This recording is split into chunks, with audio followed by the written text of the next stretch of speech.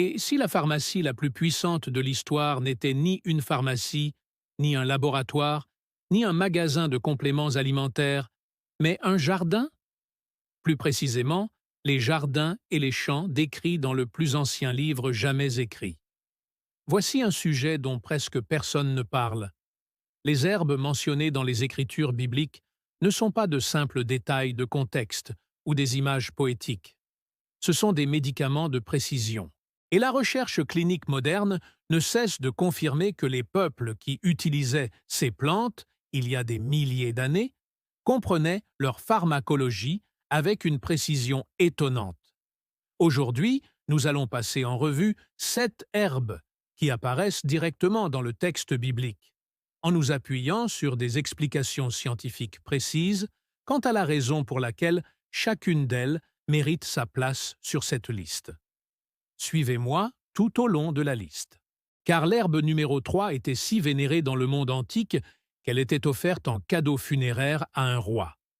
Et la plante numéro 6 déclenche un mécanisme dans votre système immunitaire, dont la plupart des gens n'ont jamais entendu parler, mais dont ils ont ressenti les effets toute leur vie sans savoir pourquoi.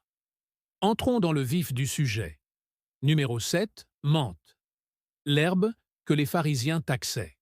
La plupart des gens associent la menthe au chewing-gum ou au dentifrice. Voici ce qu'ils ignorent. Dans l'Évangile, selon Matthieu 23, Jésus réprimande les pharisiens qui prélèvent méticuleusement la dîme de leur menthe, de leur aneth et de leur cumin, tout en négligeant des points plus importants de la loi. Ce n'est pas un détail anodin. Le fait que la menthe ait été autrefois taxée en tant que marchandise destinée au temple témoigne de sa valeur économique importante dans le monde antique. On ne taxe pas quelque chose dont personne ne se soucie, et la biochimie qui sous-tend cette évaluation est précise. Le principal composé actif de la menthe est le menthol, et les effets du menthol sur l'organisme sont véritablement remarquables. Il se lie à des récepteurs spécifiques de la paroi musculaire lisse du tube digestif et provoque le relâchement de ses muscles. Ce n'est pas un remède traditionnel. Il s'agit d'un mécanisme pharmacologique défini. De multiples essais contrôlés randomisés ont confirmé que l'huile de menthe poivrée réduit la fréquence et la gravité des symptômes du syndrome du côlon irritable plus efficacement que de nombreux antispasmodiques pharmaceutiques, avec un profil d'effet secondaire bien moindre. Mais voici la partie qui surprend la plupart des gens. Le menthol active également les récepteurs sensibles au froid dans les voies respiratoires, ce qui explique pourquoi il ouvre les voies respiratoires et réduit si rapidement la sensation de congestion nasale. Les guérisseurs de l'Antiquité brûlaient des feuilles de menthe et inhalaient la fumée pour traiter les symptômes respiratoires bien avant que l'on comprenne pourquoi cela fonctionnait. Ils savaient simplement que c'était le cas.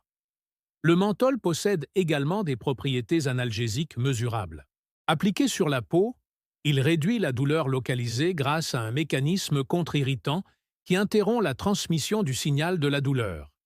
Les préparations traditionnelles utilisaient des feuilles de menthe fraîches écrasées, appliquées directement sur les maux de tête, les douleurs musculaires et les articulations enflammées. Les préparations topiques de menthol à usage clinique font exactement la même chose aujourd'hui. Un autre point important à noter. La menthe possède une activité antimicrobienne avérée contre plusieurs agents pathogènes buccaux. L'habitude ancestrale de mâcher de la menthe fraîche après les repas permettait à la fois de rafraîchir la laine et de tuer les bactéries. Ces éléments n'étaient pas des fonctions distinctes. Elles avaient la même fonction. On utilise traditionnellement les feuilles fraîches infusées dans de l'eau chaude comme tisane digestive après les repas. Des feuilles écrasées appliquées sur les tempes pour soulager les maux de tête. À inhaler directement en cas de congestion respiratoire. C'est l'une des plantes les plus accessibles et les plus facilement reconnaissables visuellement au monde. Les pharisiens n'avaient pas tort de l'apprécier. Ils n'ont tout simplement pas vu l'ensemble du tableau. Numéro 6. L'ail, l'herbe guerrière d'Égypte et d'Israël. Celui-ci mérite de figurer sur toutes les listes de ce genre. Et voici précisément pourquoi. Lorsque les Israélites errent dans le désert, au chapitre 11 du livre des Nombres, ils atteignent un point de véritable chagrin. Ils dressent la liste des aliments qui leur manquent d'Égypte, et l'ail est mentionné spécifiquement. Ni le blé, ni la viande, mais l'ail.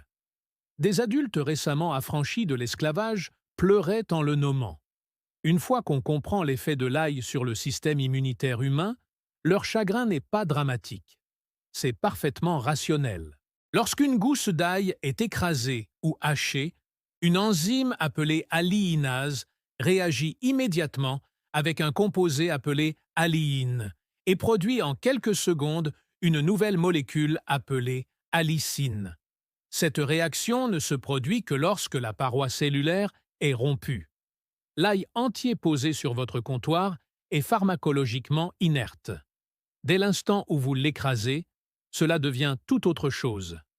L'allicine est l'un des antimicrobiens naturels à spectre le plus large jamais identifié dans la recherche clinique. Il perturbe les membranes cellulaires bactériennes, interfère avec la réplication virale, inhibe la croissance fongique et a démontré une activité contre les parasites. Il ne cible pas un seul pathogène par un seul mécanisme. Il attaque simultanément plusieurs voies biologiques. C'est précisément pourquoi les micro-organismes ont tant de mal à développer une résistance à celui-ci. Et c'est là que ça devient vraiment intéressant. Des essais contrôlés montrent que les personnes qui prennent régulièrement des compléments alimentaires à base d'ail souffrent moins de rhume et que la durée de leur maladie est plus courte lorsqu'elles tombent malades. Mais la protection va au-delà de la simple infection aiguë. De nombreuses études ont confirmé des réductions significatives de la pression artérielle chez les participants souffrant d'hypertension. D'autres études montrent une réduction du cholestérol LDL et une activité antiplaquettaire de l'ail. Sa capacité à rendre le sang moins sujet à la formation de caillots dangereux a été largement étudiée dans le cadre de la recherche cardiovasculaire. Les Égyptiens, qui cultivaient l'ail dans toute leur civilisation, l'ont répertorié dans plus de 20 préparations médicales différentes, consignées dans les papyrus qui nous sont parvenus. Ils ont compris que ces applications allaient des infections à la digestion, en passant par le traitement des plaies. Les Israélites, qui en consommaient quotidiennement comme aliment de base, ne le mangeaient pas uniquement pour son goût. Ils maintenaient une couche de défense biologique qui a disparu dès que leur source de nourriture a changé. Le détail crucial est la température. L'allicine est volatile. La chaleur le dénature rapidement. L'ail cru et fraîchement écrasé a des propriétés médicinales totalement différentes de celles du même ail cuit pendant 20 minutes. Laissez reposer l'ail écrasé pendant 10 minutes avant de le chauffer. Cela permet à la réaction de la linase de se terminer et rend le composé résultant un peu plus stable à la chaleur. Mais le composé brut est toujours plus puissant. Si vous appréciez ce genre de contenu, celui qui vous apprend réellement quelque chose de concret, cliquez sur « J'aime » et abonnez-vous. Cela m'aide vraiment à continuer à les fabriquer. Numéro 5. Hysup, l'herbe purificatrice qui avait raison sur toute la ligne. Voici une plante qui apparaît à certains des moments les plus dramatiques et significatifs de toute l'écriture. Et pourtant, presque personne ne parle de son rôle réel. Le hup est utilisé dans la Pâque originelle, dans Exode 12. Les Israélites reçoivent l'instruction de prendre un fagot de hup, de le tremper dans le sang de l'agneau et de l'appliquer sur les montants de leur porte. Dans le psaume 51, David écrit sa célèbre prière de repentance et demande à Dieu de le purifier avec son soutane. Et dans l'évangile de Jean, chapitre 19, lorsque Jésus est sur la croix et dit qu'il a soif, une éponge imbibée de liquide lui est présentée au bout d'une tige de siffleux. À chaque instant, le hyssop est un instrument de purification ou de soulagement. Ce modèle n'a pas été choisi au hasard par des auteurs qui n'avaient jamais étudié la plante. Ils l'ont choisi parce qu'ils l'avaient. Hysup contient des huiles volatiles, principalement de la péninamoamone et de l'ésopénamoamone, qui ont des effets bronchodilatateurs documentés. Elle fluidifie le mucus dans les voies respiratoires et facilite son expulsion, raison pour laquelle elle était utilisée dans tout l'ancien Proche-Orient contre la toux, la bronchite et les difficultés respiratoires. Avant l'existence du langage de la pharmacologie, on observait que les personnes souffrant d'infections pulmonaires guérissaient plus vite et respiraient plus facilement lorsqu'elles utilisaient des préparations à base de hyssop. Cette observation était exacte. Mais voici ce qui rend le symbolisme de la purification intéressant d'un point de vue clinique. Azip contient également des composés dotés de véritables propriétés antimicrobiennes et antifongiques. Des recherches ont confirmé son activité contre plusieurs souches bactériennes et espèces de moisissures. Lorsque la loi mosaïque antique prescrivait aux prêtres d'utiliser le hyssop lors des rituels de purification des personnes exposées à la maladie ou à la mort, ils utilisaient une plante aux propriétés désinfectantes mesurables. Ce rituel avait aussi une fonction d'hygiène. Il ne s'agissait pas de choses distinctes. L'acide rosmarinique, présent en quantité significative dans l'aïpup, est un puissant polyphénol anti-inflammatoire qui a été étudié pour sa capacité à réduire le stress oxydatif au niveau cellulaire. Ce composé est également présent dans le romarin, la sauge et le basilic. Mais les concentrations dans le hyssop sont significatives. Utilisation traditionnelle. En infusion pour les infections respiratoires, la toux et la congestion. La vapeur de l'infusion chaude hyssop était inhalée directement dans les voies respiratoires, appliquée en compresse pour soulager l'inflammation cutanée. Pour la plupart des gens du monde moderne, cette plante est complètement tombée dans l'oubli, mais le monde antique l'avait intégrée aux rituels les plus importants de sa civilisation. Ce n'était pas une coïncidence.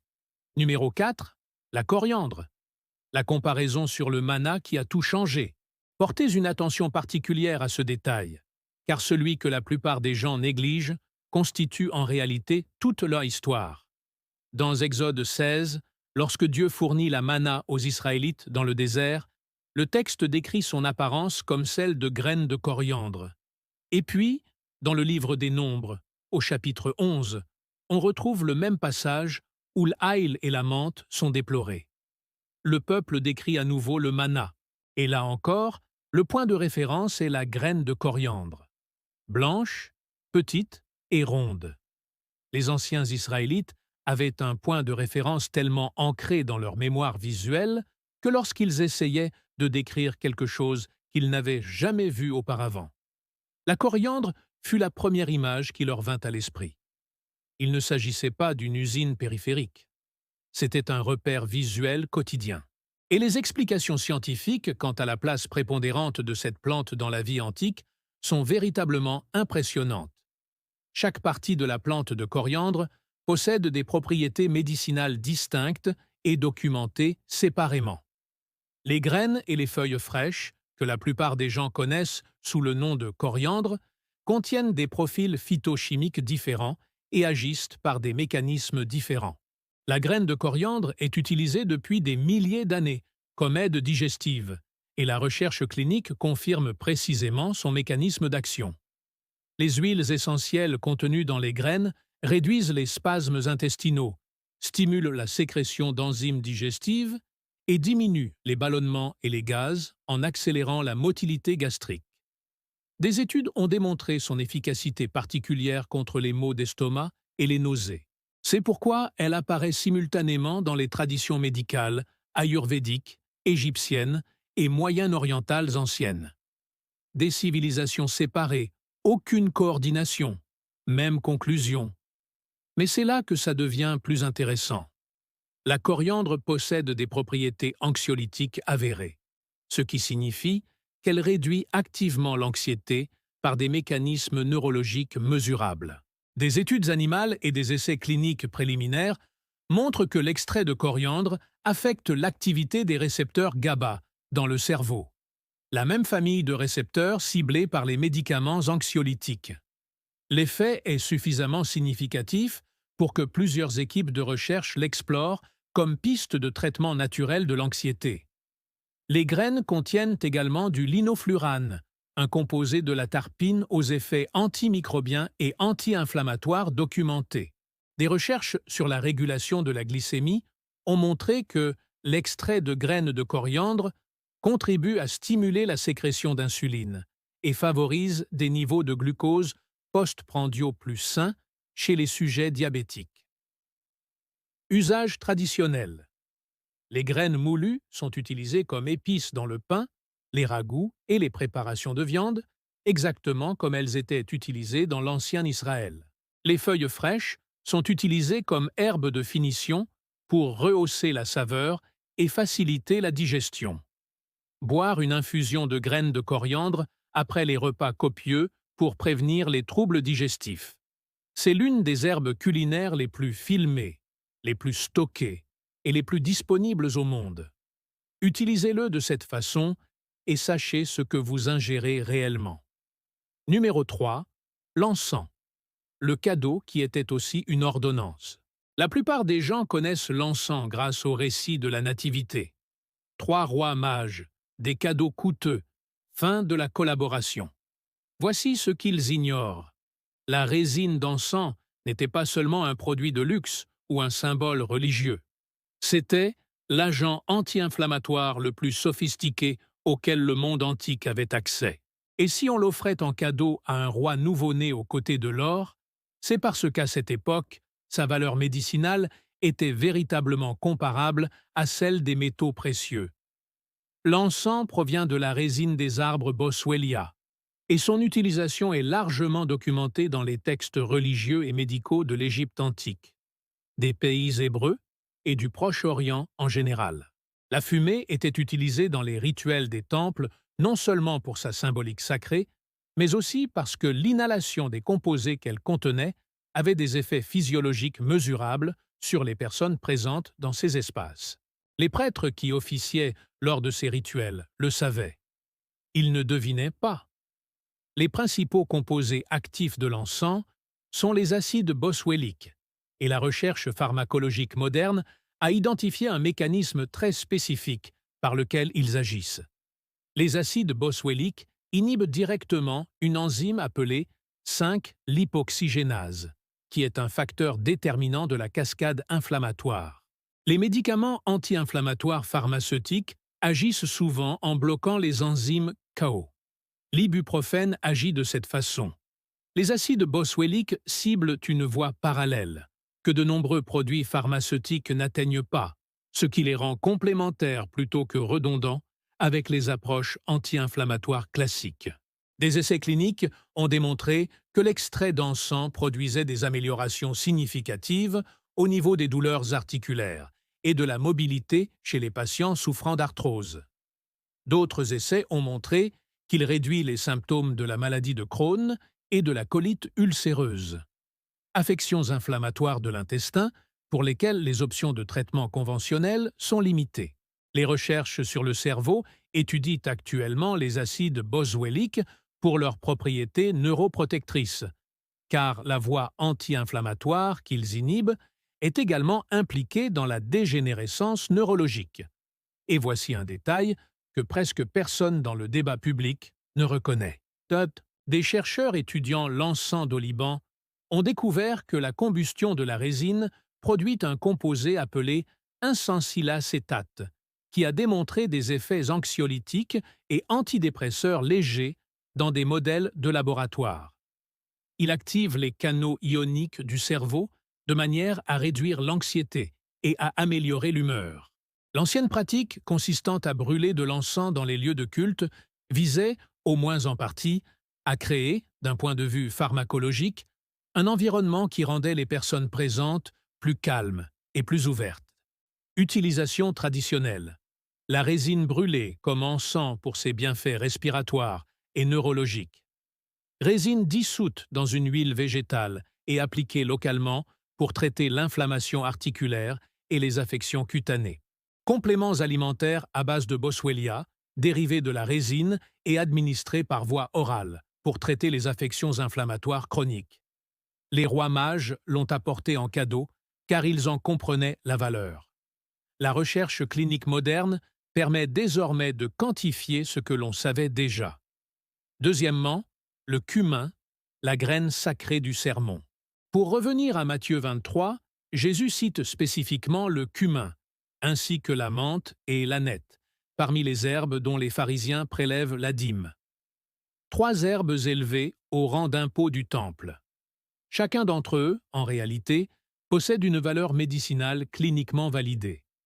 Le cumin est sous-estimé dans presque tous les débats modernes sur la santé. Il est utilisé comme un arôme, une épice de fond, comme on en trouve dans les assaisonnements pour tacos. Mais dans le monde antique, c'était d'abord un médicament, et ensuite un aromate. Et les recherches expliquant pourquoi le monde antique le tenait en si haute estime méritent qu'on s'y attarde. Au niveau de la physiologie quotidienne, l'impact du cumin sur la digestion est bien établi. Elle stimule la sécrétion de bile par la vésicule biliaire, essentielle à la digestion des graisses alimentaires. Il active la production d'enzymes digestives dans le pancréas et réduit la fermentation des aliments non digérés dans l'intestin, responsable des gaz et des ballonnements. Tous les grands systèmes de médecine traditionnels, ayurvédiques, unani et égyptiens anciens, ont identifié indépendamment le cumin comme un aide digestive. Ils y sont parvenus sans essai clinique, mais par la même méthode, une observation attentive sur de longues périodes. Le cumin contient également une quantité importante de fer, plus par gramme que la plupart des aliments courants, et était historiquement utilisé pour lutter contre l'anémie et la fatigue, notamment chez les femmes en postpartum. Dans tout le Moyen-Orient ancien, les sages-femmes l'intégraient systématiquement aux régimes alimentaires de convalescence après l'accouchement. Leur raisonnement était fondé sur l'expérience. Le mécanisme en question était une restauration physiologique induite par le fer. Et voici quelque chose qui mérite réflexion. Une étude randomisée contrôlée de 2014 a révélé que les participants prenant des suppléments de cumin perdaient significativement plus de poids et réduisaient leur pourcentage de graisse corporelle plus efficacement que le groupe témoin. Ce mécanisme implique l'effet du cumin sur la sensibilité à l'insuline et le métabolisme des graisses. Les praticiens de l'Antiquité le prescrivaient pour faciliter la digestion.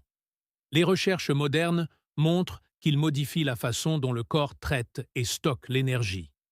Utilisation traditionnelle. Les graines entières sont grillées à sec et ajoutées au pain, au ragoût et aux plats de légumineuses. Graines moulues, infusées en tisane pour soulager les troubles digestifs.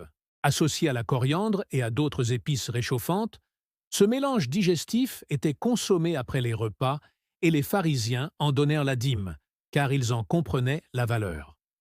Nous devrions le traiter avec le même sérieux. En premier lieu, l'aloès, le remède du désert dans l'évangile de Jean. Voici un détail enfoui dans l'un des moments les plus dramatiques de toute l'Écriture que la plupart des lecteurs négligent sans en reconnaître l'importance. Dans le chapitre 19 de l'évangile de Jean, après la crucifixion, Nicodème arrive pour aider à préparer le corps de Jésus pour l'enterrement. Et John note précisément ce qu'il apporte, un mélange de myrrhe et d'aloès, environ 100 livres. Ce n'est pas un détail anodin. 100 livres sterling, c'est une somme extraordinaire. Il s'agissait d'un engagement financier important. Et l'aloès, la plante, et non un parfum, a été jugé digne de ce moment. L'aloe vera est l'une des plantes médicinales les plus étudiées au monde. Le gel contenu dans les feuilles épaisses renferme plus de 200 composés bioactifs, dont des vitamines, des minéraux, des enzymes, des acides aminés et un polysaccharide appelé hémine, qui a fait l'objet de recherches immunologiques approfondies. Commencez par les applications cutanées, car c'est dans ce domaine que les recherches sont les plus approfondies. Des essais cliniques sur le gel d'aloe vera appliqué localement ont montré une accélération mesurable de la cicatrisation des plaies. Il réduit le temps de cicatrisation chez les grands brûlés, les plaies chirurgicales et les ulcères cutanés chroniques.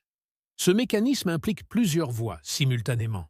Il augmente la synthèse de collagène, améliore la circulation sanguine au niveau de la plaie et exerce une action anti-inflammatoire qui réduit les lésions tissulaires causées par une inflammation prolongée. Mais voici ce qui surprend ceux qui ne voient en l'aloe vera qu'un remède contre les coups de soleil. L'aloe vera, consommé par voie interne, et plus précisément le gel interne de la feuille, et non la couche de latex qui contient des composés agressifs et nécessite des précautions d'emploi, a des effets documentés sur la régulation de la glycémie, l'intégrité de la muqueuse intestinale et la modulation immunitaire, effets qui ont été validés par des essais cliniques. L'utilisation ancestrale des préparations à base d'aloès et d'autres plantes n'était pas uniquement symbolique. Les propriétés antimicrobiennes et de préservation des tissus de l'aloès lui conféraient une valeur pratique inestimable dans ce contexte. Des civilisations d'Afrique, du Moyen-Orient et d'Asie utilisaient indépendamment l'aloès pour traiter les affections cutanées, les plaies et les inflammations depuis des milliers d'années, bien avant toute communication commune. Ils sont arrivés à la même conclusion par des chemins différents, car la plante produisait des résultats observables. L'aloès contient également des anthraquinones, des composés aux propriétés antivirales documentées et des polyphénols qui contribuent à son activité antioxydante globale. L'association d'une accélération de la cicatrisation des plaies externes et d'un soutien immunitaire interne en fait l'une des plantes les plus polyvalentes de toute cette liste. Usage traditionnel. Le gel frais est extrait directement de la feuille et appliqué immédiatement sur les brûlures, les plaies, les inflammations cutanées et les affections cutanées inflammatoires. Le gel de la feuille interne est consommé en petite quantité pour soutenir la muqueuse intestinale, réguler la glycémie et renforcer le système immunitaire. Et pendant plus de 2000 ans, à travers des dizaines de civilisations indépendantes, ils ont été utilisés pour prendre soin des êtres humains aux moments les plus importants. Cette plante médicinale, des milliers d'années d'utilisation humaine documentée, et la même conclusion revenait sans cesse des recherches cliniques modernes. Les observations étaient justes. Ce qui me frappe le plus dans cette liste, c'est qu'aucune de ces plantes n'a nécessité l'intervention d'un laboratoire pharmaceutique pour être découverte. La menthe détend le système digestif. L'ail tue les agents pathogènes grâce à l'allicine. L'encens inhibe la cascade inflammatoire. L'aloe vera accélère la cicatrisation des plaies. Chacun de ces effets a été identifié et exploité par des personnes qui n'avaient aucun diplôme en biochimie, aucun microscope électronique, aucune étude contrôlée randomisée. Ils avaient autre chose. Ils ont porté une attention soutenue, minutieuse et multigénérationnelle à ce qui se passait lorsqu'ils utilisaient ces plantes et à ce qui se passait lorsqu'ils ne les utilisaient pas. Ils ont intégré ce savoir dans leurs rituels religieux, leurs économies commerciales, leur système de taxation des temples et leurs préparatifs funéraires.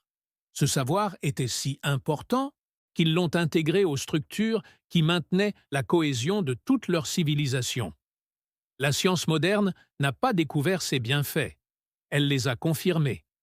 Malgré tous les outils disponibles aujourd'hui, on arrive toujours aux mêmes conclusions que ces anciens praticiens, qui n'avaient pour seuls outils que l'observation et l'expérience. Dites-moi en commentaire quelle herbe vous a le plus surpris. Était-ce le mécanisme anxiolytique de la coriandre? Le composé d'encens qui a réellement modifié la neurochimie des anciens lieux de culte, ou Nicodème se présentant avec 45 kilos d'aloès au moment le plus important de l'histoire de l'humanité? Si vous n'êtes pas encore abonné, c'est le moment. Appuyez sur ce bouton et sur la cloche de notification. Je mets en ligne de nouvelles vidéos tous les jours et ce n'est que le début. À bientôt pour le prochain épisode.